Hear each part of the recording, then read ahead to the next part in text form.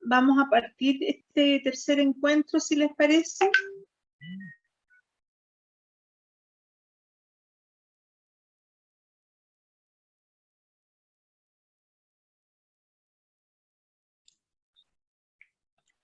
Buen día a todos, ¿cómo están? Gusto saludarles. Hola, Hola Héctor.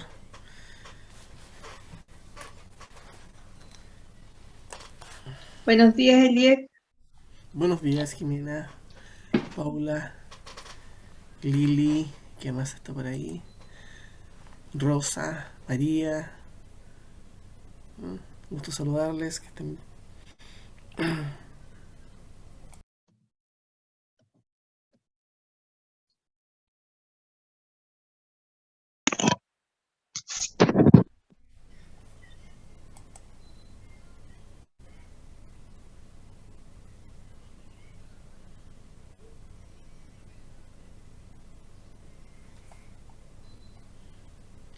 ¿Me escuchan? Sí, se escucha bien Jimena.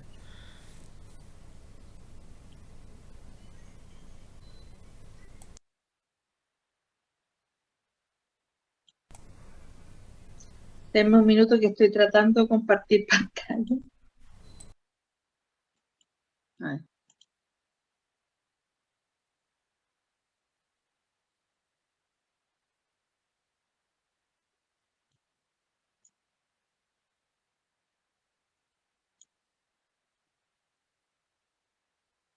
Ahora sí. Bueno, este es el tercer grupo de todos los grupos temáticos que se fueron configurando desde que empezamos a trabajar desde comunicaciones.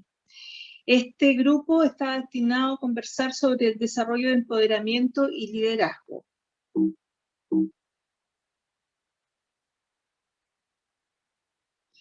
Los objetivos que nos hemos propuesto es que, según nuestra experiencia, identificar los principales obstáculos que enfrentamos para promover el empoderamiento de las comunidades en defensa de los humedales y analizar los desafíos del liderazgo en conservación y manejo de humedales en un contexto de crisis climática.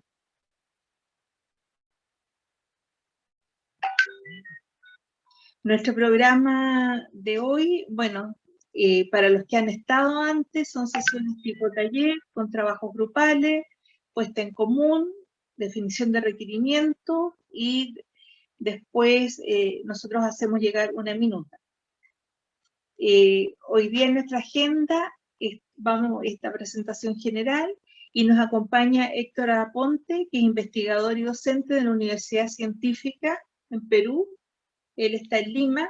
Él fue ejecutor de una iniciativa orientada a jóvenes que se llamó Guardianes de los Humedales.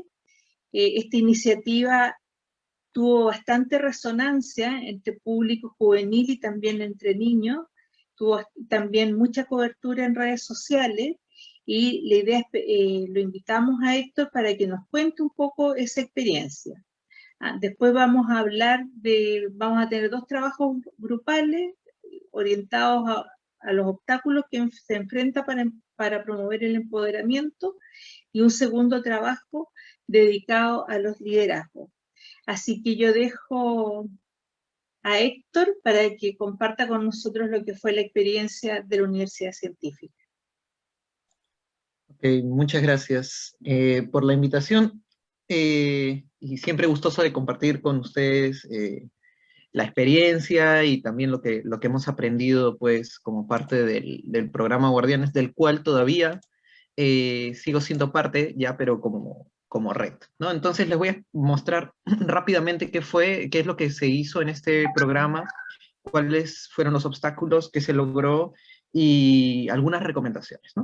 Entonces, el programa Guardianes nace en el contexto de los humedales costeros de Lima, inicialmente, en el cual habíamos identificado ciertas problemáticas, contaminación, plantas invasoras, y algunos problemas que como científicos habíamos visto importantes de resolver pero que no podíamos resolver sin que lográsemos que los jóvenes continuaran con estas líneas, ¿no? Si bien nosotros como científicos tenemos nuestras propias líneas de investigación, lo ideal es que esto crezca en el tiempo, ¿no? Y que crezca no solamente desde un punto de vista científico, sino que también crezca desde un punto de vista de lo que se requiere para hacer la gestión de los humedales, desde un punto de vista desde el derecho, de la administración, desde el turismo, en fin, desde muchas aristas distintas a las que nosotros como biólogos la abordábamos.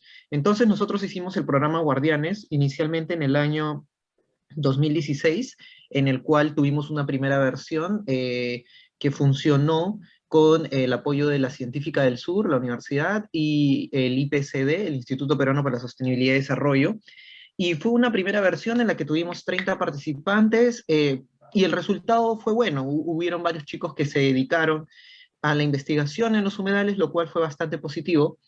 Y luego tuvimos una segunda versión, que es la versión del año pasado, del 2020, 2019-2020, en la que fuimos apoyados por la iniciativa Humedales Costeros, y esta vez con un financiamiento mucho mayor que nos permitió hacer más cosas, ¿no? Entonces, la primera parte fue hacer una convocatoria, pudimos usar redes sociales para inclusive hacer un video, y a partir de este video convocar a más personas, a más jóvenes, atraer más gente a nivel nacional. Bueno, ese fue un poquito el video, fue un video cortito, pero bueno, el financiamiento permitía eso, ¿no? Entonces, finalmente, tuvimos a 30 seleccionados que fueron jóvenes que cumplían con ciertas características. Uno, estar en los últimos años de su formación universitaria, y dos, tener un proyecto en mente o realizándose en humedales, ¿no? Estas fueron las dos características que se usaron para seleccionar. Entonces, una vez identificados, se llevó a cabo la parte formativa, ¿no? Que era la segunda parte. Entonces, esta parte formativa incluyó salidas de campo, es decir, ir al terreno, conocer diversos aspectos de los humedales, desde aspectos históricos, como por ejemplo lo que pueden ver acá en Bandurria, aspectos biológicos, como las plantas, usar plataformas como iNaturalist, aprender acerca del arte de las artesanas con el junco. Recibimos clases con ellas que nos ayudaron a comprender cómo se hacía la artesanía. Luego tuvimos clases sobre aves, es decir, fue un programa completo, ¿no? De tal manera de que fueran jóvenes, ok, interesados, ok, que querían hacer algo, pero que tuvieran una formación. Los llevamos a estos sitios donde habían los problemas para que los vean ellos mismos. Ya no era solamente leer lo que está en los papers o en los libros, sino que lo vean en vivo y en directo, ¿no? Entonces esa fue la idea. Y luego también hubieron clases en salón, en donde hicimos algunos aspectos complementarios, por ejemplo, dónde buscar información sobre humedales, cómo nutrir bases de datos como la Base Nacional de Wetlands Perú, cómo comunicar. Recibimos clases de comunicación. Aquí a la izquierda tenemos a la especialista en comunicación del Museo de Historia Natural, quien nos dio clases, algunos para hacer talleres para niños, por ejemplo. Abajo a la derecha tuvimos clases con Jaime Lertora, y a la derecha en general está Jaime Lertora, es un gran comunicador peruano, y de hecho es un actor y tiene una gran trayectoria. Entonces recibimos clases con comunicadores para comunicar, y completamos también con algunas clases de terreno de algunos otros aspectos que nos faltaron, como mamíferos y otros, ¿no? Entonces, eh, una vez completada la formación, pasamos a la difusión, ¿sí? Entonces, planificamos varios talleres que iban a ser presenciales, y logramos hacer algunos de ellos, ¿no? El primero de ellos lo llevamos a cabo el 15 de febrero, justo en la semana de los humedales, en el Museo de Historia Natural, y el segundo de ellos lo hicimos en Cañete, en un colegio, ¿no? Estaba dirigido a niños, ¿sí? Estos fueron talleres dirigidos a niños. Entonces, lo que se hizo fue transmitir todo lo que habían aprendido a los niños, ¿no? Después de la formación, ejecución, y con muchas herramientas lúdicas, rompecabezas, fotografías. Ya teníamos practicado un pequeño speech sencillo para las charlas, ¿no? La parte del junco se transmitía a los niños, en fin, inclusive logramos hacer libros para colorear, que se han distribuido, está en las redes de manera gratuita, y tenemos también todavía algunos físicos. En fin, todo estaba muy bien, estaba funcionando muy bien. Teníamos preparado 2 talleres más, y la verdad que estábamos muy contentos con los resultados y llegó la pandemia, ¿no? Entonces eso nos hizo frenar un poco. Y ahí comenzaron algunas dificultades que creo yo que fueron eh, resueltas de manera bastante versátil. Si bien la pandemia no nos permitía hacer actividades presenciales, eh, propusimos hacer las actividades de manera virtual. Y dado de que trabajar con niños de manera virtual es un poco más limitante, pues cambiamos el público y lo complementamos con trabajo con jóvenes, ¿no? Personas mayores que de alguna manera aprovechan mejor la virtualidad y con quienes se puede compartir mejor en este medio. Entonces, hicimos, por ejemplo, un taller que ya estuvo dirigido a jóvenes desde quinto año de secundaria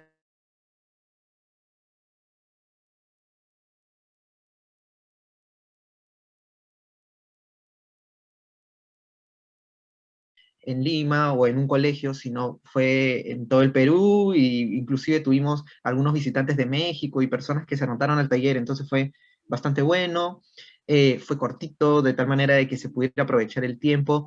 Y este taller, nosotros, bueno, tuvimos 71 participantes finalmente, y este taller fue armado a la par de una reunión que tuvimos con una asociación de jóvenes que se llama YW, que significa Youth Engaging Wetlands, que es una organización internacional de jóvenes que están avalados por Ramsar, o sea, es como el ala de jóvenes de Ramsar. Entonces, junto a una pequeña experiencia que tuvimos con You, fue que armamos el taller, ¿no? Entonces, armamos el taller con You, luego lo replicamos y ya quedó prácticamente un formato de taller virtual que podíamos replicar las veces que quisiéramos, ¿no? Entonces, fue algo muy bueno, al mismo tiempo You nos conoció y nosotros a ellos, y de esa manera la idea de este taller con You fue compartir, ¿no? O sea, cómo ven ellos la problemática de los humedales a nivel internacional y cómo la veíamos nosotros desde Perú, ¿no? Entonces, fue algo bastante nutritivo, creo yo. Como resultado, tuvimos 24 jóvenes que terminaron el programa. Si recordamos al inicio, se seleccionaron 30, todos no terminaron, terminaron 24, que ya tenían no solamente el conocimiento, tenían las herramientas, tenían práctica de hacer talleres, entonces de alguna manera estaban graduados en cómo continuar haciendo esto, ¿sí? El otro resultado fue la formación de la red Guardianes de los Humedales. De hecho, fue una propuesta que nosotros teníamos en mente, pero que Elier con Johannes la volvieron a traer en una de las reuniones y nosotros dijimos, ya, este es el momento para establecerla. Entonces, se estableció la red. Asimismo, hubieron algunos productos bibliográficos, se hicieron guías para talleres y además del libro para colorear y muchas ganas de seguir protegiendo nuestros humedales, ¿no?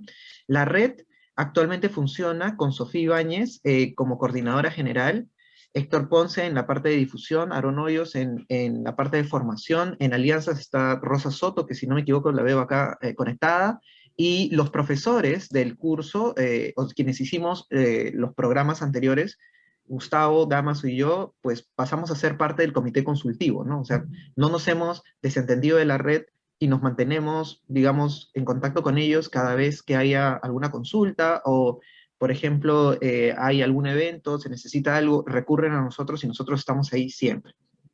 Entonces, acá lo interesante es que, pues ahora son ellos quienes lideran este tipo de trabajo, ¿no? Son ellos quienes, ya con todo este bagaje aprendido, están trabajando, están haciendo cosas. El fin de semana, por ejemplo, han estado en un taller, han estado presentes con todas las herramientas que ya ellos conocen y nosotros apoyándoles en lo que ellos necesiten, ¿no? Entonces, esto es uno de los, creo, de los mejores resultados que le ha dado sostenibilidad a esto de Guardianes de los Humedales.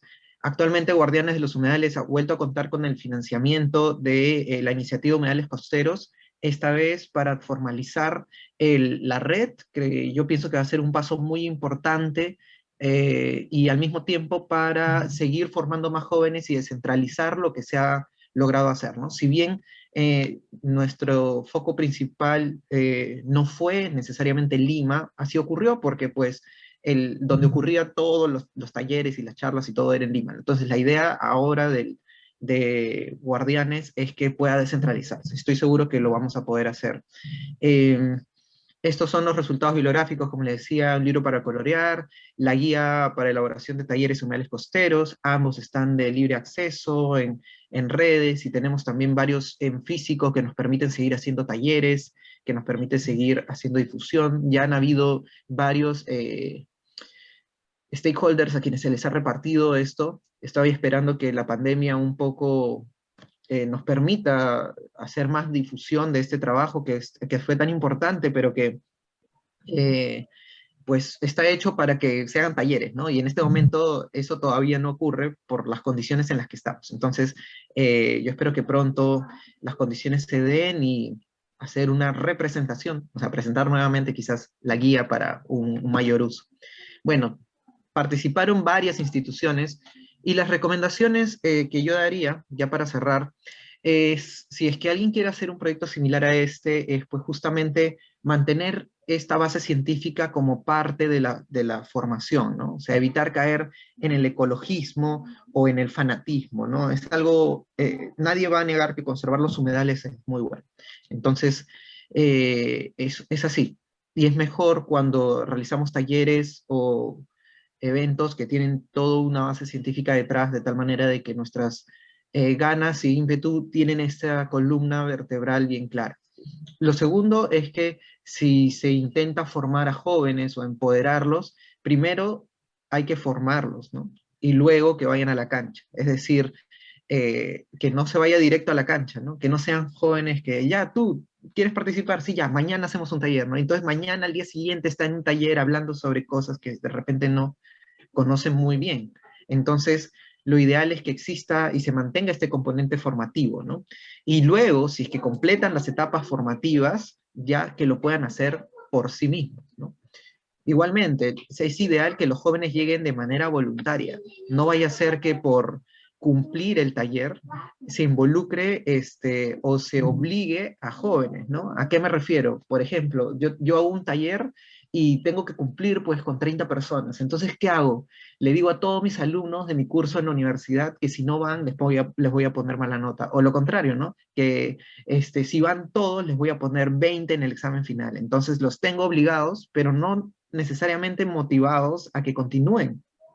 Entonces, eh, lo ideal es que lleguen de manera voluntaria, ¿no? Sobre todo jóvenes en esta edad en la que están decidiendo el futuro de su vida, ¿no? Entonces, si llegan de manera voluntaria, quizás hay una mayor probabilidad de que haya esta continuidad. Asimismo, ¿no? Que el programa terminase con la formación de la red fue muy bueno. Entonces, apostar por los jóvenes, eh, apostar por ellos en números grandes. En las dos versiones de Guardianes, todos no han terminado, entonces no todos se involucran al 100%. Entonces, apostar por ellos, darles, digamos, delegarles funciones una vez que ya están formados, de tal manera de que este empoderamiento sea algo tácito, ¿no? O sea, no es solamente que ya terminaste, te di tu diploma, ya, no, sino de repente lograr hacer algo más, que es, en este caso funcionó bastante bien con la red, que ahora también la tienen ustedes como parte de la iniciativa, nuevamente como, digamos, como parte de la iniciativa Humedales Costeros dentro de uno de los proyectos financiados, ¿no? Bueno, esas serían mis recomendaciones, mis sugerencias, y con eso termino la presentación. Muchas gracias, Héctor.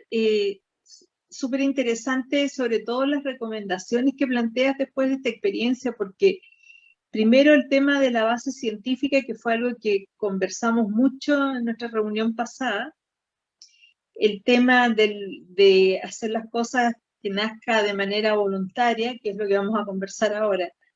No sé si alguien tiene alguna pregunta, algún comentario sobre lo que presentó Héctor.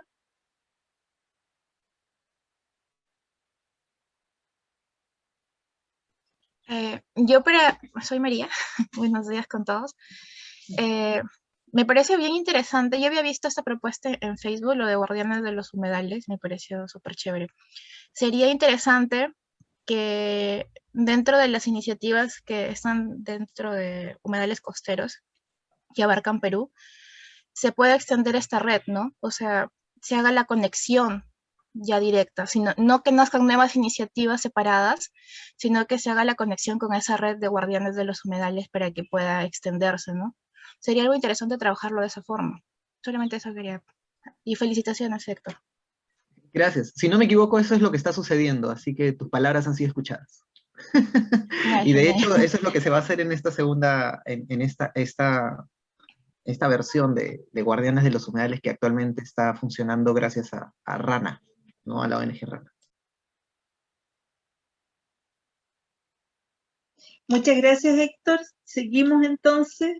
Esperamos poder ir mostrando de a poco todo, no solo las experiencias, sino los aprendizajes que le puedan servir a esta segunda ronda de concurso.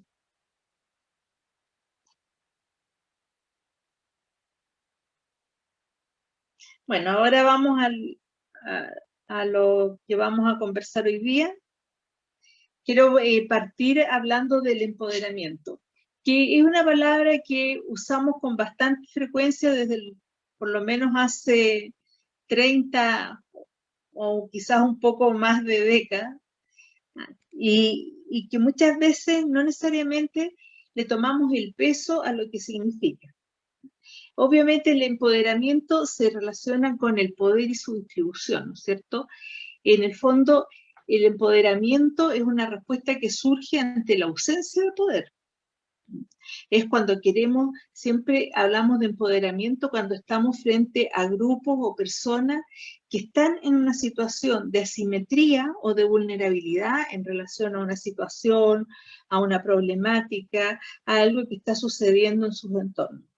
Entonces necesitamos empoderar a la ciudadanía para que se respeten sus derechos. Necesitamos empoderar a las mujeres para que no haya abuso. Y así tenemos un montón de experiencias. Por otro lado, lo que está al otro de contrapartida del empoderamiento es el poder. Y el poder se juega en el control de recursos económicos, sociales, culturales, en el ejercicio de la autoridad, en el control de la información, de la organización, de la movilización. Y también se expresa en la fuerza y la solidez alrededor de un proyecto o una estrategia de un sujeto colectivo. Por lo tanto, lo primero que le nace a esto es que estamos en una sociedad que vivimos en sociedades y vivimos también en un planeta que no es homogéneo, que no todos tienen las mismas cuotas de participación o no todos tienen las mismas oportunidades de ejercer sus derechos plenamente o poner su voluntad sobre la mesa. Por lo tanto, cuando hablamos de empoderar, estamos hablando de precisamente querer ir en busca de esos equilibrios. Y buscar una distribución más justa del poder. ¿Qué busca el empoderamiento? Bueno, transformar las relaciones asimétricas, conducir a la sociedad en función de sus propios intereses, y esto nosotros lo vemos en América Latina sobre todo, que muchas veces, ¿no es cierto?, la voluntad de grandes grupos de personas pesa muy poco en relación a la de pequeños grupos que tienen grandes intereses económicos. Por otro lado, el empoderamiento busca contribuir a la democratización y el ejercicio de la ciudadanía para que las personas sean protagonistas de su propio desarrollo.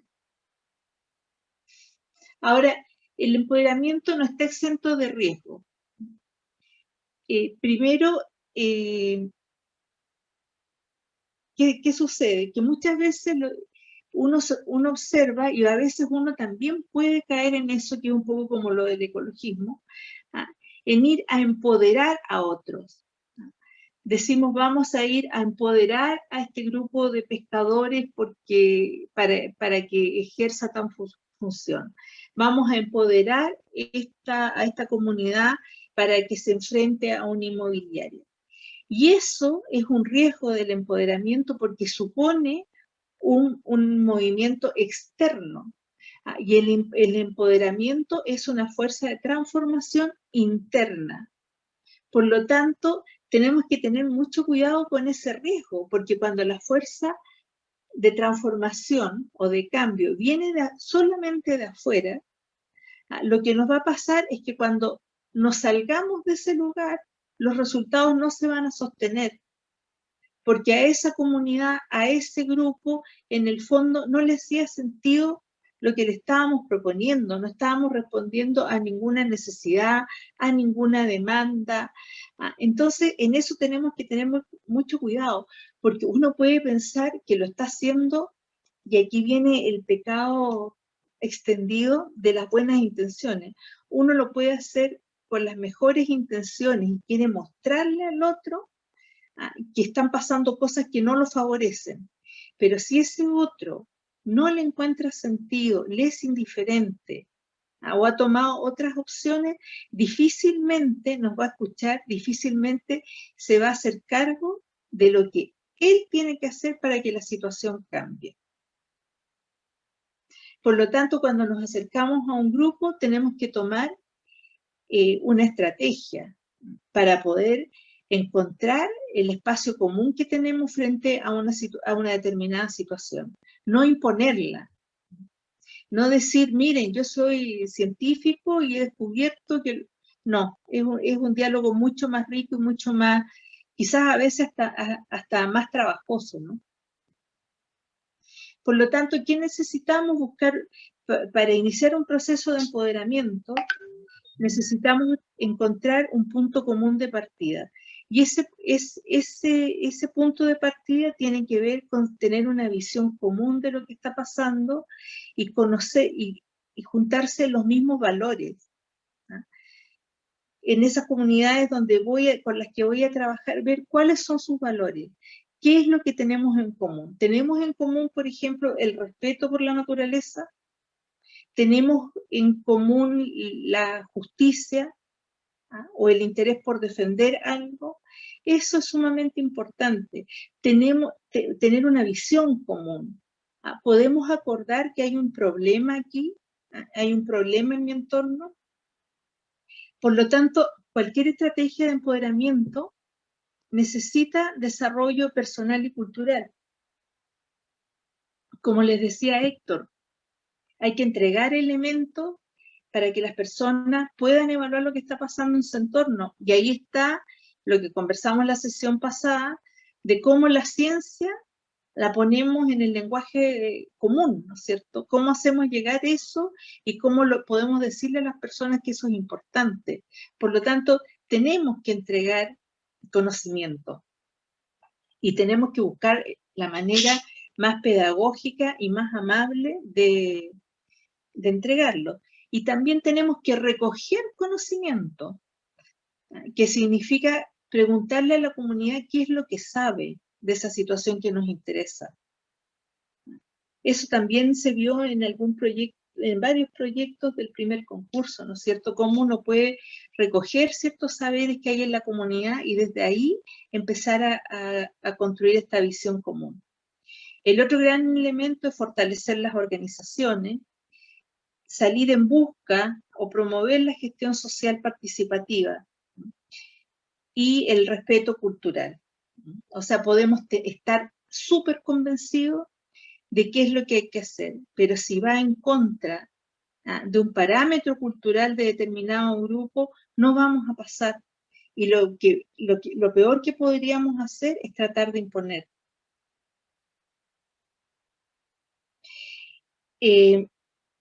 Por último, con respecto al tema del empoderamiento, claramente es sumamente importante lograrlo, porque cuando logramos ayudar a que una comunidad o un grupo se empodere, lo que estamos haciendo es ayudar a asegurar también que los resultados, que el proyecto, que las prácticas que quisimos dejar en ese grupo van a permanecer en el tiempo y se van a replicar.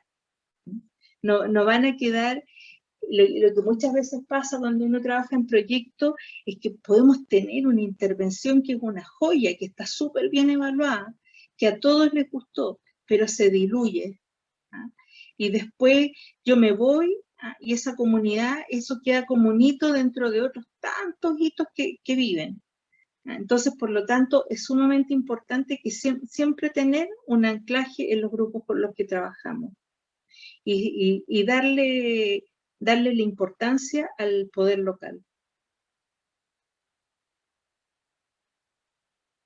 Y ahora voy a referirme levemente a liderazgo, porque también está, ¿no es cierto?, que queremos que de alguna otra manera contribuir a liderazgos que estén orientados hacia la conservación, y más aún en un contexto de cambio climático, que yo sé que para todos ustedes, para nosotros también no es ninguna novedad, pero este último informe generó un impacto en la opinión pública que tiene su lado positivo porque igual ha movilizado un poco a la ciudadanía en torno al cambio climático, eso es bueno. Pero nosotros ya sabemos que es un problema que tiene muchos años ya. Entonces, nosotros vamos a promover, ¿no es cierto?, ustedes en sus proyectos, la formación de líderes o que emerjan líderes que puedan conducir acciones en pro de la conservación y más amables, que busquen otra manera de relacionarse con los entornos, ¿no es cierto? Y si uno busca en la literatura, uno va a encontrar muchos paradigmas sobre liderazgo. Y les van a hablar del líder laissez-faire, del líder democrático, mucho. Yo me quedo con esta frase de Napoleón que dice que un líder es un proveedor de esperanza. Lamentablemente hoy día no vemos con frecuencia liderazgos como los de estos hombres, de Luther King, del Dalai, de Pepe Mujica o de Mandela. Recién estamos empezando a ver un cambio de época y quizás ver liderazgos más jóvenes como el de Greta Thunberg, pero también hay una cierta crisis de liderazgo, ¿no? Y también hay un replanteamiento sobre lo que significa ser líder. Y lo que a nosotros nos llamó la atención y quisimos traerlo fue una perspectiva que se llama liderazgo redárquico.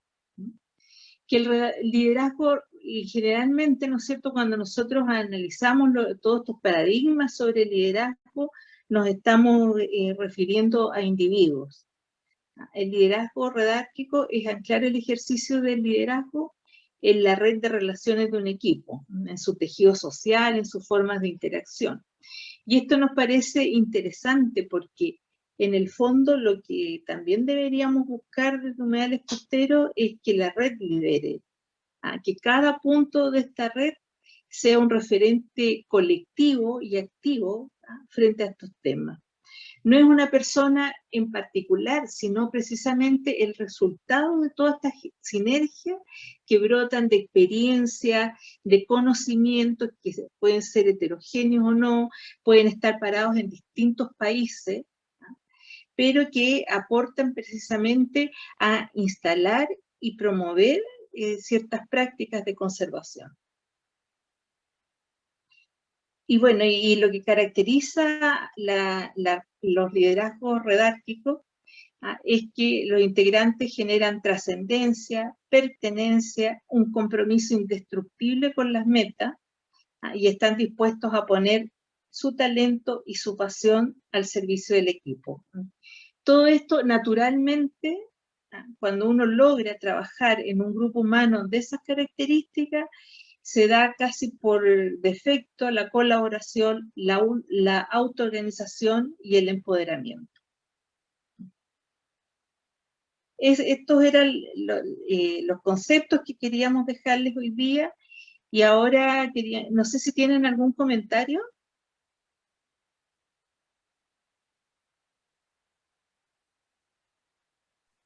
No, por mi parte no, Jimena. Ya. Entonces, mira, hoy día habemos pocos, entonces yo creo que no es necesario que nos dividamos en grupos. Podemos discutir todos en torno a estas dos preguntas. Primero, ¿cuáles son las principales dificultades que observamos en los grupos de comunidades con las que trabajamos para empoderarse en defensa del entorno? y qué atributos queremos inspirar en los grupos y personas que trabajan con nosotros. Entonces hay un tema primero de empoderamiento y luego un tema de liderazgo. ¿Quién puede dirigir esta parte?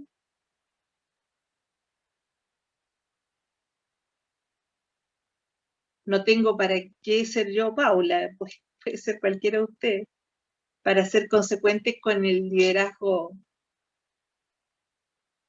redárquico.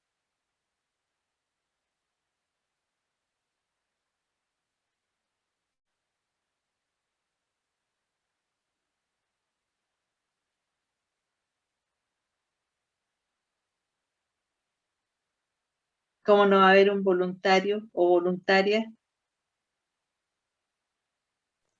Eso pasa con el empoderamiento, ¿no? Que a veces Sí. no tenemos Voy a esas... intentar Sí. estar desde el computador, porque ahora está el teléfono, y ahí podría estar Lili, ¿tú? anotando. Sí, Ya.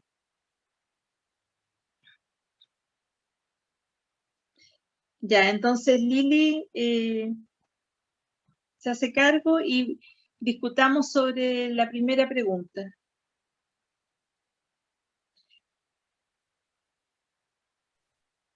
Disculpa, ¿podría poner eso mismo? Gracias. Puede partir el que quiera, no somos tantos, así que no creo que sea necesario que levanten la mano, yo no voy a dar la palabra, no voy a hacer nada, conversemos este tema. Jimena, Aquí- no sé, se me ocurre como para darle un poquito más de fluidez, que quizás podríamos hacer una pequeña descripción de los grupos donde estamos haciendo las intervenciones, y así también podemos empezar como a hacer los análisis, Sí, ¿no? sí, sí. Me parece. Bueno, nosotros con Francisca estamos trabajando en la comuna de Quintero, principalmente con colegios. Vamos a empezar inicialmente con 2 colegios. La verdad que la comuna de Quintero, como todos saben, es una zona, ha sido una zona de sacrificio, entonces ha sido una zona como bastante golpeada por los temas medioambientales, entonces ellos sí tienen una preocupación, ya tienen como instalado esto como se llama, como bandera de lucha, por decirlo. Entonces, aun cuando nosotros todavía no entramos en los colegios, porque estamos como toda en la fase previa del desarrollo de los contenidos y todas las cosas de educación ambiental que les vamos a hacer, ¿cómo se llama? Tanto la parte como organizacional, que tiene que ver con el municipio, con la corporación de educación del mismo municipio también, la parte de medio ambiente, y con algunos de los actores que nos ha tocado hacer como redes, que son la Posada del Parque, Amereida, que ellos están presentes en el territorio. Todos tienen esta inquietud y la verdad que han sido, no sé si están tan empoderados, pero tienen como las ganas y les falta un poco la guía. No sé si quieres complementar algo, Francisca. Gracias, Dani, por el traspaso de la palabra. Sí, concuerdo contigo. Yo lo que sí agregaría ahí a lo que dice la Dani es que cuando hablamos de la comunidad, siento que ahí hay distintos tipos de grupos, que si bien todos tienen como la bandera de lucha el tema del medio ambiente, pero también cuando se tocan ciertos intereses particulares o personales, ya sea que tengan un microemprendimiento y, por ejemplo, no sé, tienen un hotel o unas cabañas, pero le faltan los permisos asociados a salud o alguna certificación de sello, no sé, de sustentabilidad respecto de Cernatur. Y a veces eso tiene un costo hacer todas esas certificaciones. Entonces ahí es como que siento que a veces las comunidades hay que guiarlas o apoyarlas o no sé, porque no quiero tener esta visión como de que llegamos nosotros los que sabemos todo y los vamos a ayudar a salir adelante, sino que cómo apoyarlos en que a veces entiendan también que las buenas prácticas, tanto en el turismo, incluso en la pesca artesanal, tienen también un efecto a largo plazo en términos del cuidado del medio ambiente. A veces creo que hay una mirada muy cortoplacista en las comunidades y no una mirada más a largo plazo. Entonces, por ejemplo, del tema Dominga, ahora por poner un caso, que está tan como de moda. Hay otro proyecto que es Puerto Cruz Grande, que es mucho más grande, que está al lado de los pingüinos, que está dejando ya, que ya tiene resolución, ya están trabajando, pero ahí no hay ni una manifestación al respecto, pero no a Dominga, que todavía ni siquiera parte, va generando. Entonces yo creo que ahí nos falta de repente tener más información y cómo nosotros como ONG tenemos este rol de decir, ok, haga la actividad, pero ¿sabe qué? Esta actividad tiene, es como el trabajo que tenemos que hacer con Mantagua por el tema de los servicios ecosistémicos, que ahí quizá creo que lo conversamos la otra vez también en el otro taller, de cómo el medio ambiente beneficia a las personas y que las personas entendamos que esos beneficios se van a cortar en el mediano y largo plazo si no lo cuidamos. Entonces yo creo que ahí es donde tenemos que hacer un trabajo también importante dentro de lo que estamos haciendo. Eso nomás quería complementar. Muchas gracias.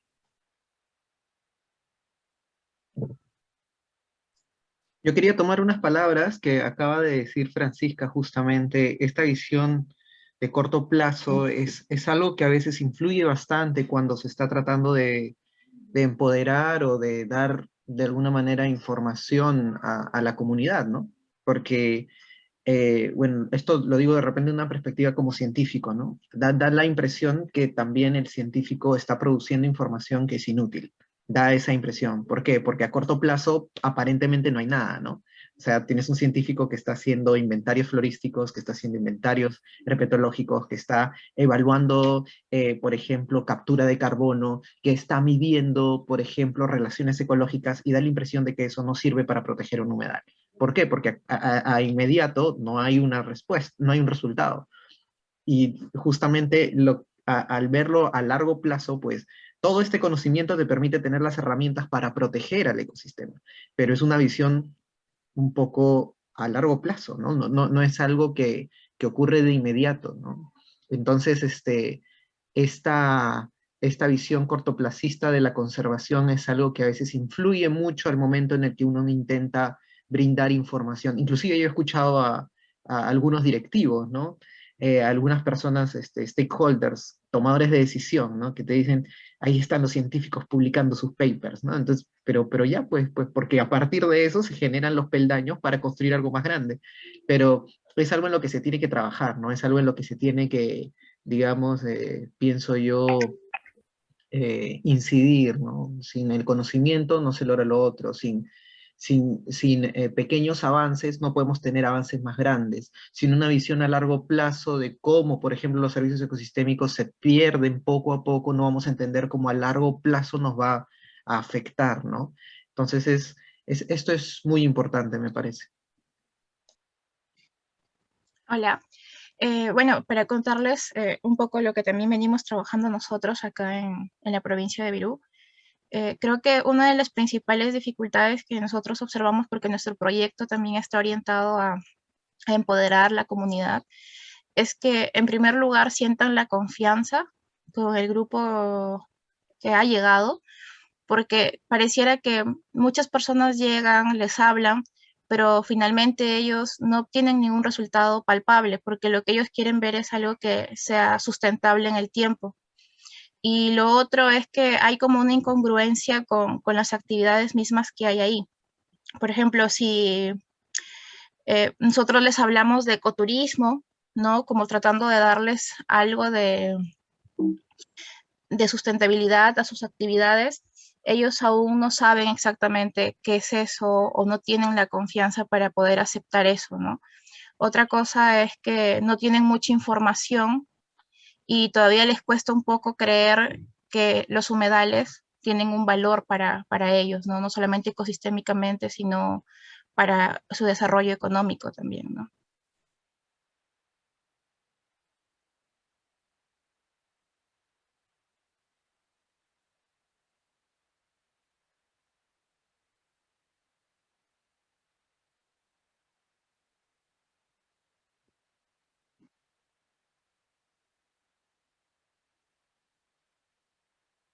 ¿Alguien más?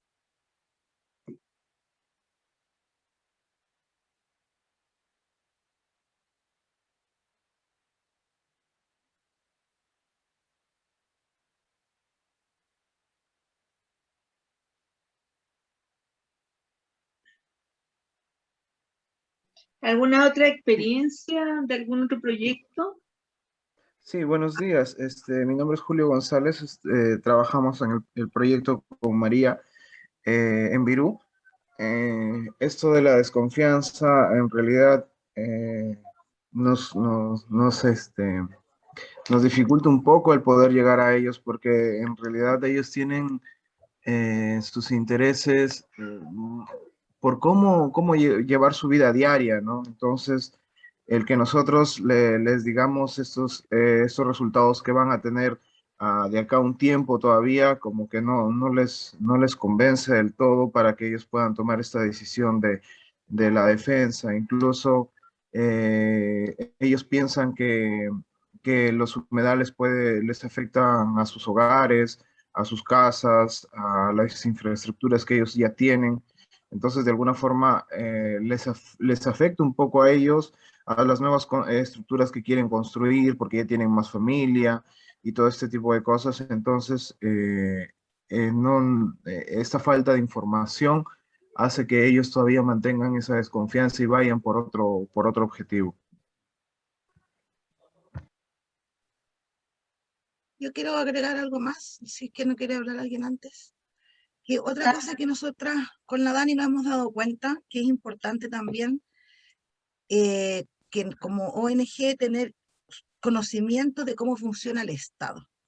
En el sentido que, por ejemplo, cuando nosotros trabajamos en otra comuna que está al sur de Valparaíso, y tenemos que entregarle a las personas o a las comunidades herramientas de, por ejemplo, plan regulador de una comuna X tiene resolución de calificación ambiental. Entonces, aquellas actividades que se realizan como que van en contravención a ese plan regulador, la ciudadanía tiene la posibilidad de hacer la denuncia a la Superintendencia de Medio Ambiente. Entonces, como ir enfocando también con ciertos roles y explicándoles también cuál es el rol de la superintendencia, cuáles son los deberes que tienen cada uno de las instancias que protegen o que se supone protegen el medio ambiente, cuáles son las restricciones o por qué, por ejemplo, no podemos hablar de la bahía de Quintero como una bahía contaminada en la medida que no exista una norma secundaria de calidad ambiental. Y todo ese tipo de cosas que también cuando la gente va entendiendo, uno dice, ahora entonces como que uno les va mostrando el camino a cómo funciona el Estado. Y creo que también eso es algo que nosotros como ONG deberíamos tener como súper claro, porque si no también uno va generando más vacíos de información y más enredos. Entonces al final no avanzamos como en la protección ni en empoderar a las comunidades, sino que vamos generando incluso más complicaciones y trabando un poco más algo, pero que no nos damos ni cuenta que lo estamos haciendo. Entonces, eso también creo que es relevante. Gracias. Gracias. ¿Hay una mano levantada?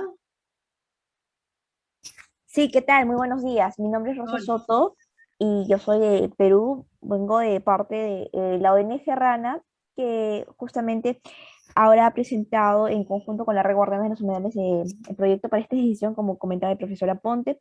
Y bueno, respecto a la pregunta que se viene comentando, sí, concuerdo totalmente. Bueno, en nuestro caso, si bien hemos tenido sí la oportunidad de poder participar activamente en proyectos eh, dirigidos hacia la comunidad, sí hemos desarrollado talleres hacia ellos y bueno, sobre todo cuando se trata de población que reside a veces bastante cercana, es bastante sorprendente que es como una contradicción de que, como bien mencionaba, a veces no hay ese interés de por qué seguir manteniéndolo, porque a veces bueno, la percepción, perdón, que se tiene es que no hay beneficios palpables así a corto plazo.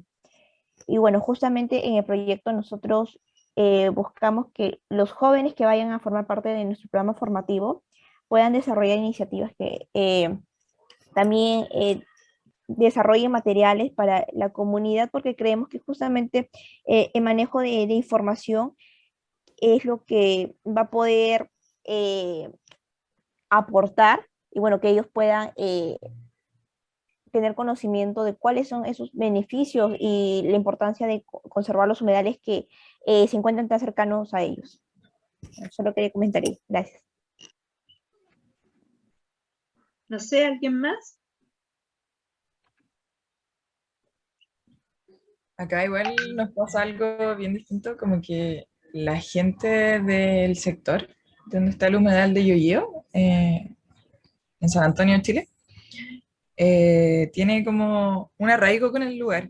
Entonces, cuando a veces vamos, como que hay mucho ego de quiénes son ustedes, por qué están viniendo a limpiar, por qué se meten ustedes. Entonces, como nosotros igual somos vecinos del sector, entonces es como explicarles que somos igual que ellos, que estamos trabajando por tener un mejor espacio, pero siempre está como eso, como egos personales, creo yo que se podría decir, eh, y como de pertenencia como demasiado arraigados, como casi que también muy nacionalistas, podríamos decir, que igual influye como negativamente en abrir los espacios y abrirse también al aprendizaje. Y te hago una pregunta, pero ¿ellos tienen algún sistema de cuidado del humedal o solo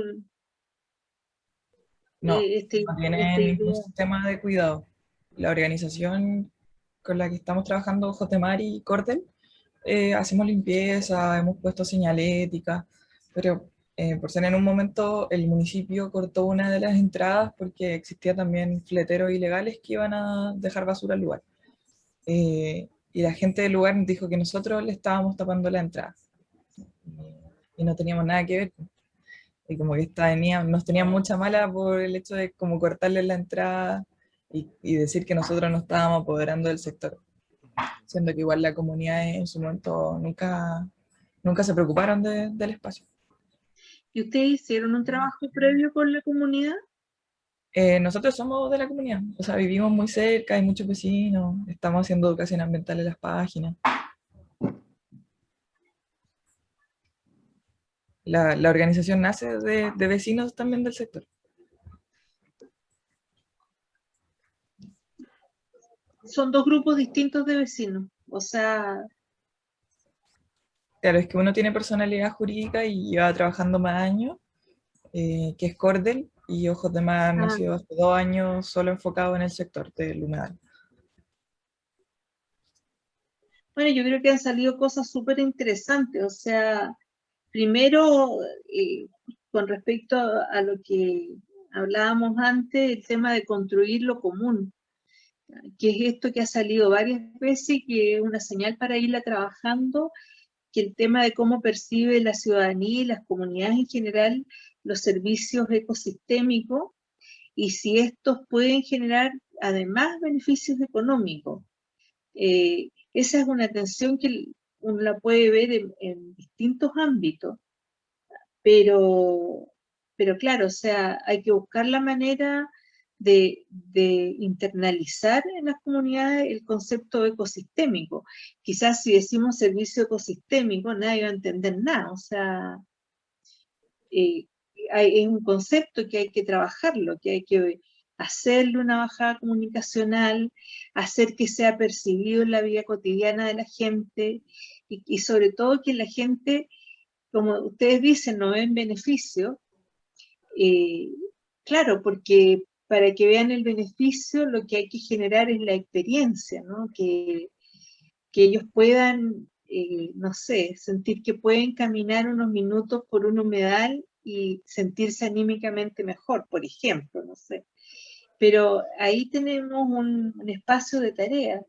Y lo otro, de lo que comentaba antes, recién de la experiencia de Yoyeo, también ahí muchas veces, aunque nosotros no tengamos, estemos siendo parte de una comunidad, no seamos foráneos, pueden haber dentro de esa misma comunidad distintos grupos, que es lo que al parecer pasa en Yoyeo. Eso también es un ámbito que hay que trabajar y lo dejaríamos pendiente para el tema cuando veamos stakeholder. Y desde la perspectiva del empoderamiento, también hay un proceso que se llama el empoderamiento interno, que es el empoderamiento, que podemos estar todos siendo parte, todos tener el mismo interés. Yo puedo junto a estos vecinos de Yoyeo tener los mismos intereses, decir que vivo ahí y sin embargo no ser bien recibido. Entonces ahí lo que se trabaja es el empoderamiento interno, que obviamente exige, ¿no es cierto?, abrir como sea los canales de diálogo con quienes nos están cerrando un poco la puerta o están dificultando nuestro trabajo. Si quieren, pasemos a la segunda pregunta, que tiene que ver con el liderazgo y que es qué atributos queremos inspirar en los grupos y personas que trabajan con nosotros.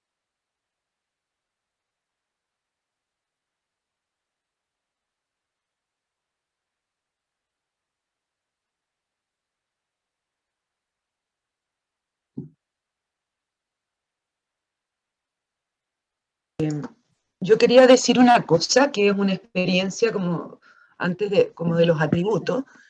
En los años 90 América Latina tuvo como una desaparición de la sociedad civil. O sea, es decir, con la instalación de los modelos neoliberales, por decirlo, del individualismo, de cierta cosa de como aquí en Chile decimos ráscate con tus propias uñas. La gente desaprendió a ser comunidad. Antiguamente, eso pasó en Chile, pero en varios países también latinoamericanos se fue deshaciendo el tejido social. Y lo que pasó ahora, lo que está pasando ahora es que se está empezando a recuperar. Sin embargo, con un atributo de esas organizaciones siempre contra alguien, siempre contra el gobierno, siempre contra el Estado, siempre para denunciar, ¿no? Entonces mi pregunta un poco para ustedes también es, ¿queremos inspirar que haya solo denuncia?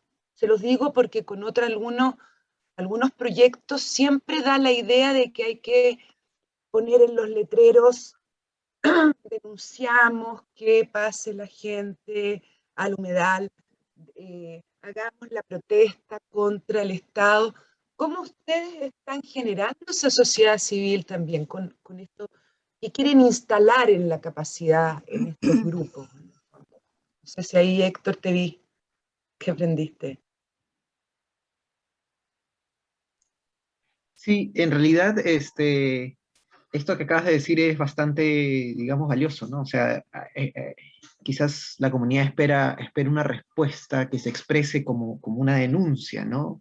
Que se exprese como una voz, qué sé yo, cuando hay un problema ambiental, que los que estamos trabajando o que decimos que estamos trabajando seamos los primeros en decir, ¿no? Denunciamos esto, ¿no? Así que sí, me parece muy valioso. Lo que yo también quería complementar era que dentro de los atributos que queremos inspirar, quizás se encuentra lo que había mostrado hace un momento y que había dicho Napoleón, si no me equivoco, ¿no? La esperanza, ¿no? Creo que es algo que buscamos transmitir, ¿no? Así como cuando hay un problema esperan que nosotros somos los primeros en reclamar, también quizás algo que debemos transmitir a las personas es que existe la esperanza de que esto que nosotros estamos tratando de transmitir, pues se logre, ¿no? Y se puede ver sobre todo en aquellos problemas denominados, ¿cómo se llaman estos?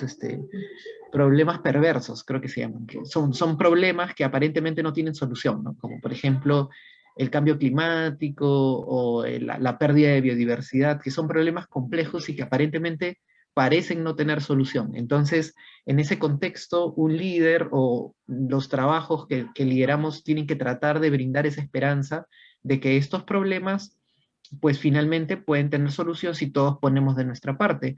La semana pasada salió el informe del IPCC, seguro que hemos visto un montón de movimiento en redes y han sido muy cautelosos en decirnos, ojo, la cosa está yendo mal, pero si todos ponemos de nuestra parte, la cosa va a poder ir bien, ¿no? Entonces, ahí dando ese toque de esperanza de que si hacemos las cosas bien, pues podemos mejorar. Entonces, sí, concuerdo con Paula de que esperan una reacción de repente de nuestra parte y de repente también esperan de que les demos la esperanza, ¿no? O sea, esperan esta parte positiva, ¿no? De tal manera de que se sirva para algo todo lo que estamos tratando de hacer.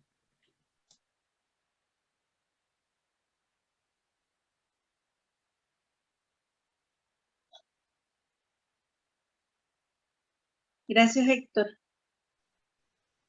Ya, entonces tenemos inspirar esperanza. ¿Qué otra cosa podrían aportar ustedes? Sí, como básicamente como instaurar liderazgos positivos, po. Eso es como lo que no, por lo menos nosotros con la Francisca en el proyecto, bueno, y en las otras intervenciones que realizamos en los otros humedales, eh, lo, o sea, a ver, espérate, que quiero armar una idea. Como generalmente aquí hablo así como quizás como un tema, también puede ser como contingente latinoamericano, pero también tiene mucho que ver con lo que dijo Paula en lo que se relaciona con Chile, que básicamente somos muy reaccionarios cuando nos sentimos atacados. Entonces es fácil unir fuerzas cuando tú ves una amenaza hacia tu entorno, tu salud, no sé, tu hábitat, etcétera. Entonces, es mucho más fácil como aunar una bandera de lucha y reaccionar hacia algo. Entonces, y que también es algo claro, ¿cachai? Es como el enemigo identificado, ¿cachai?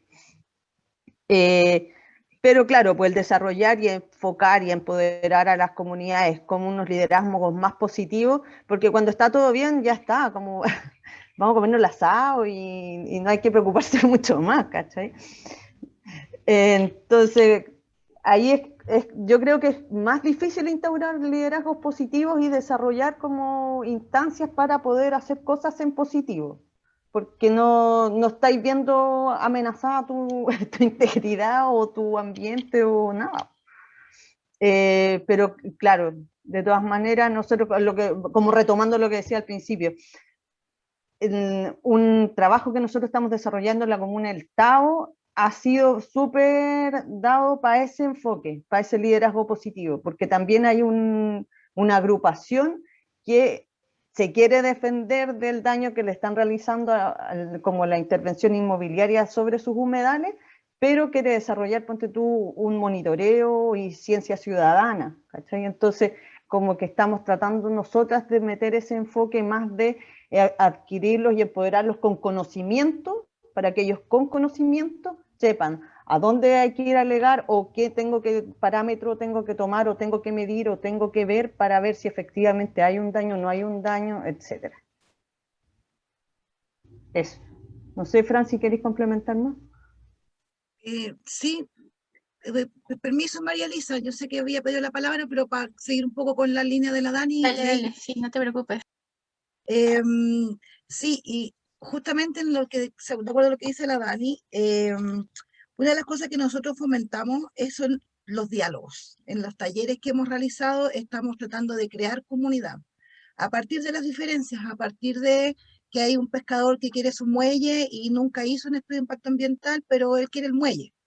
Y a partir de que hay otro grupo que quiere un proyecto inmobiliario, y así, a partir de todas esas diferencias, porque finalmente una de las cosas que nosotras tratamos de ir también incorporando dentro de todo este proceso del monitoreo ciudadano y de la protección del medio ambiente, es nosotros como ser humano, independiente del Estado, independiente de quién sea, como ser humano tenemos un impacto en el medio ambiente.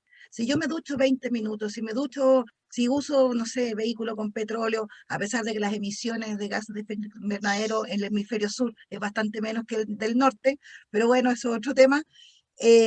Claro, o sea, nosotros también tenemos como consumidores un rol relevante. ¿Qué producto elijo? Entonces también, a lo mejor una cosa es irse en contra del enemigo y el Estado, o quien en este minuto sea la amenaza. Pero también, bueno, como consumidor, como ser humano, ¿cómo me hago cargo de esto que estoy haciendo? Y ahí también trabajamos harto en ese sentido. De hecho, una de las cosas que vamos a incorporar en el proyecto de Mantagua, lo habíamos conversado con la Dari en algún minuto, en la parte que tiene que ver, por ejemplo, con cambio climático, queremos implementar algunos cambios de conducta que tengan que ver con ese cuidado del agua, particularmente, ya que estamos hablando de Mantagua, pero también transitar hacia eso, hacia el consumo responsable, porque el modelo Eso económico te iba a que tenemos hoy decir. día, el modelo económico que tenemos hoy día, nadie, o sea, un empresario no va a hacer una inversión de construir una inmobiliaria si no tiene quien le compre esos edificios o esos departamentos. Porque él ya hizo el estudio de mercado, ya tiene a los consumidores para esos edificios arriba del humedal. y por eso transita hacia allá, le importa nada el humedal, pero es la persona que compra el departamento y que después está diciendo, ay, no al humedal, pero te compraste el departamento ahí arriba, pues. Entonces, ahí tenemos que ir trabajando en ese tema, y ahí es donde fomentamos harto el tema del diálogo ciudadano, con las personas que participan, de que vayamos comprendiendo todos los aspectos del problema ambiental, y cómo nosotros también podemos, por un lado, reducirlo desde nuestras conductas diarias, hasta también, bueno, ya lo que tenga que ver con intervenciones propiamente tal del Estado. Eso nada más quería agregarle a lo que dijo la Dani. Gracias. Ahora sí. María Elisa. Sí, sí, gracias. Bueno, yo creo que lo primero que tendríamos que inspirar en esas comunidades es la confianza y el valor que tendrían que resaltar de los humedales, para que junto con los conocimientos que nosotros vayamos dándoles poco a poco a través de la difusión, se inspire ese compromiso para la conservación de ese lugar, ¿no? Para un futuro, porque eso creo que finalmente es lo que queremos lograr de nuestra intervención en un lugar, ¿no? Que ellos puedan reconocer el valor que tiene, no propiamente dicho con, primero vamos a tener que empezar, ¿no? Con el, como que, no técnicamente decir servicios ecosistémicos, pero que se les vaya acomodando la terminología para que lo hagan suyo, ¿no? Porque a veces como que se aburren mucho con los términos más científicos, ¿no? Y ahí viene el tema de la traducción, se podría decir, ¿no? O sea, como una ciencia ciudadana, y que eso permita que ellos se interesen más, incluso se pueda difundir a los más pequeños de ese lugar, ¿no? Eso quería decir.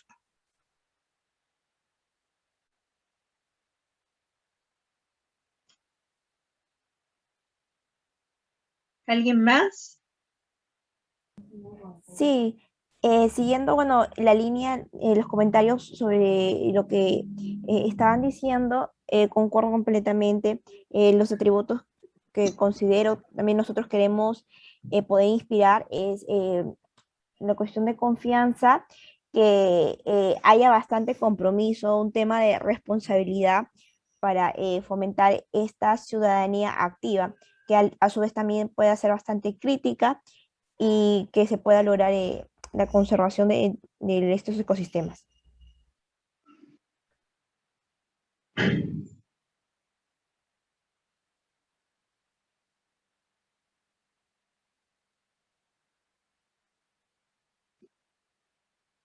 ¿Alguien más? ¿Algún otro aporte?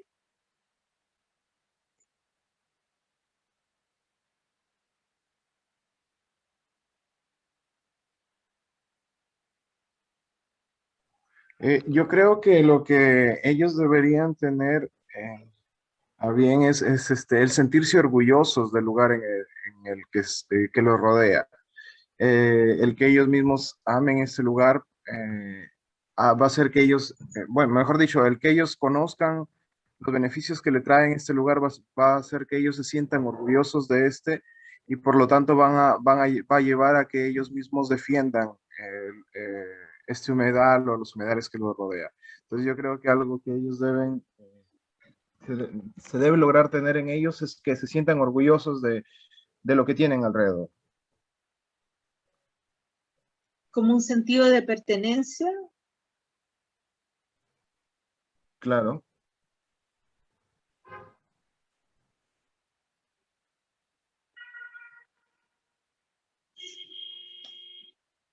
¿Algo más que se les haya quedado? Piensen bien.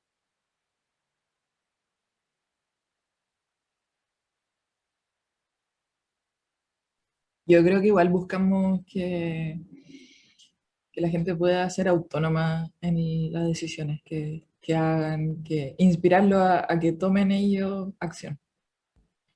Un empoderamiento para la acción en nuevos espacios donde la gente se desarrolle, puede ser. Si inspiramos a los niños en el colegio, no solamente tiene que ser a través de los humedales, sino que podemos inspirarlos a hacer otras actividades, nuevos proyectos, desarrollar su idea, como fomentar la autonomía en las personas.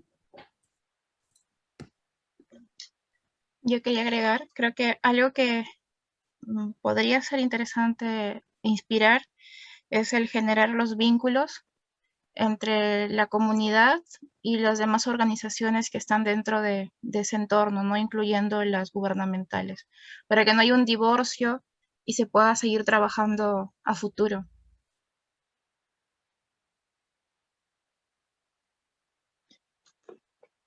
¿Qué opinan ustedes del tema de porque estos liderazgos y lo que viene en los próximos años van a tener la experiencia del cambio climático probablemente más dura de cómo lo vivió, por ejemplo, mi generación, que yo ya estoy, no voy a decir mi edad en público, pero,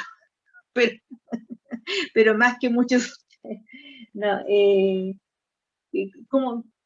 ¿hay algún atributo que sea particularmente necesario para enfrentar un contexto de crisis climática?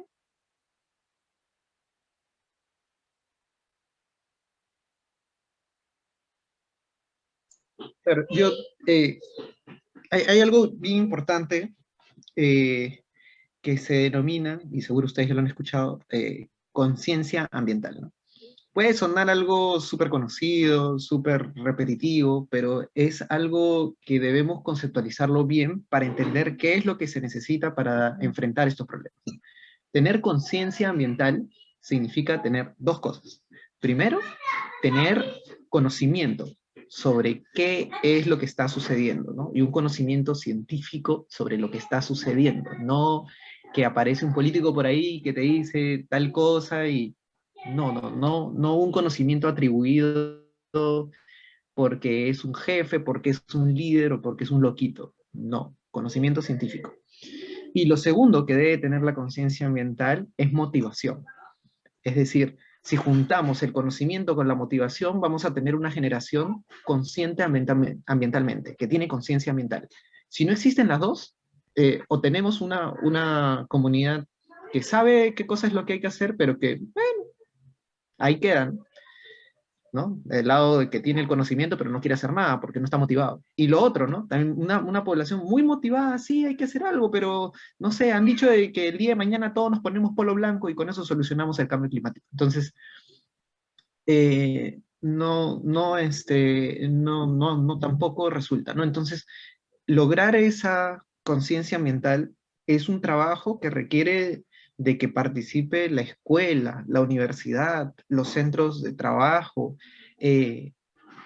las personas que están en casa, los padres de familia. Es decir, requiere del trabajo de todos, ¿no? Y esto se aplica para cualquier problema ambiental, ¿ah? Puede ser los humedales, puede ser el cambio climático, puede ser la deforestación, puede ser, si no hay conciencia ambiental que implica estas dos cosas, pienso de que no resulta algo muy bueno, ¿no? Entonces, esta fórmula es bastante importante tenerla en consideración, ¿no? Y de repente es por eso que varias de las personas que han comentado, por ejemplo, ¿no? Dicen, acá parece que no les importa porque tienen su vida, ¿no? Entonces, les falta la motivación y de repente también el conocimiento, ¿no?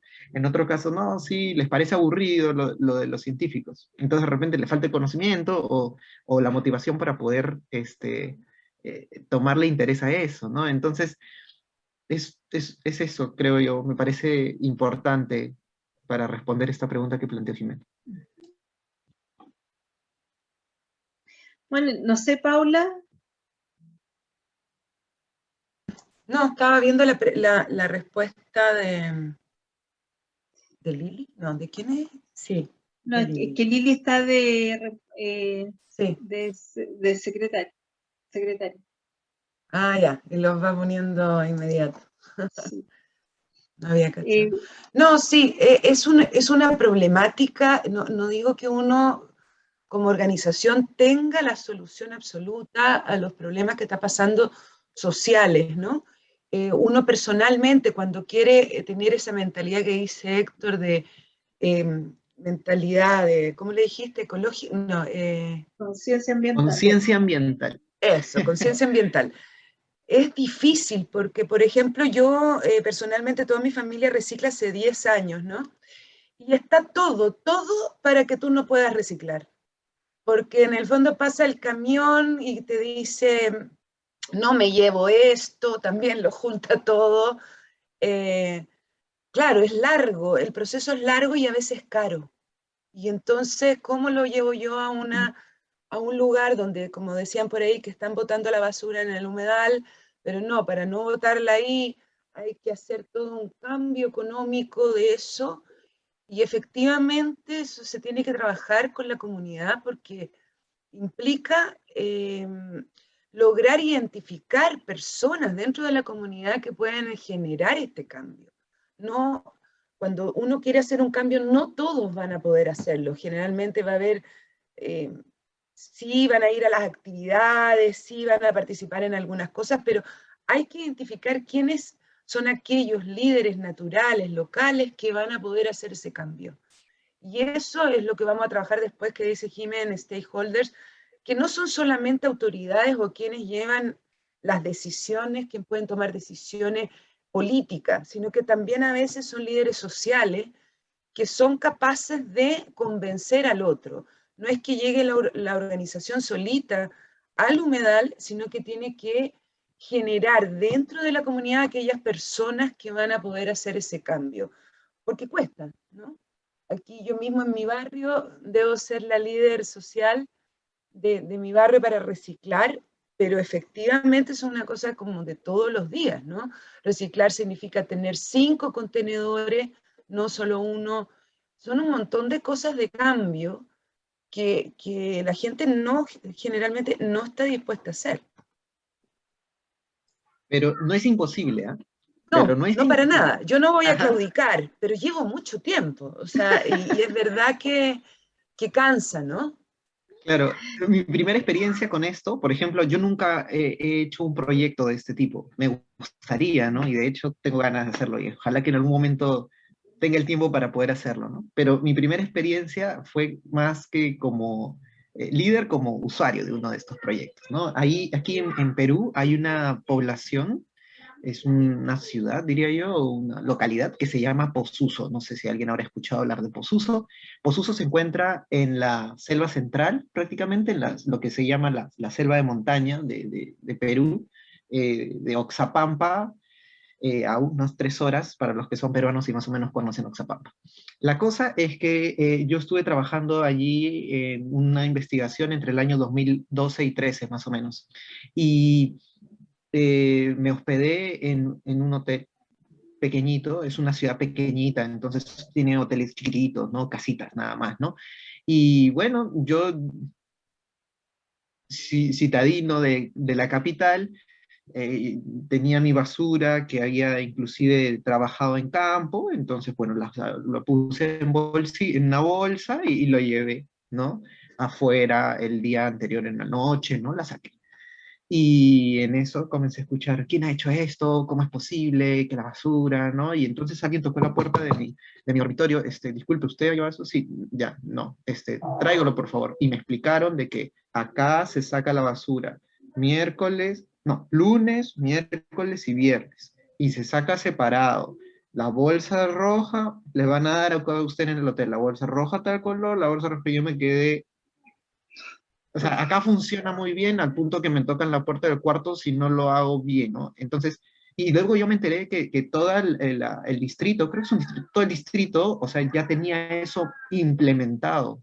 No era una urbanización, era todo el distrito lo tenía implementado y todos lo cumplen porque lo hacían muy bien. Entonces, en ese momento yo dije, qué bueno, esto funciona entonces, aunque sea a este nivel. Y sé también de algunos distritos de Lima donde esto funciona, pero son espacios pequeños. Ahora, escalarlo y hacerlo más grande, evidentemente es más difícil. Y habrán comunidades en donde cueste más convencerlos y habrán otras donde no, donde, miren, ellos más bien me convencieron a mí de que esto funciona, ¿no? Entonces, por ahí tratando de dar la gotita de esperanza, ¿no? O sea, en algunos casos sí se puede. Muchas gracias, Héctor. Bueno, vamos a ir cerrando. Yo creo que nos faltaba solo cerrar esta reunión para mandarles las minutas. Les agradezco a todos que hayan participado.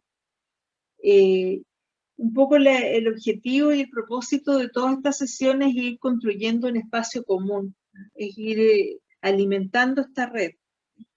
Y la idea es que nos volvamos a juntar, van a pasar varias semanas, porque ahora hicimos 3 sesiones seguidas, nos queda una sesión de stakeholders, y de ahí vamos a estar más bien atentas a lo que ustedes nos propongan.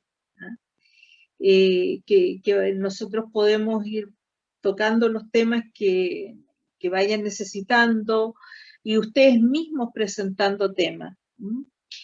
Vamos a invitar la próxima vuelta también a Lilian Monarte y para que presente otras experiencias.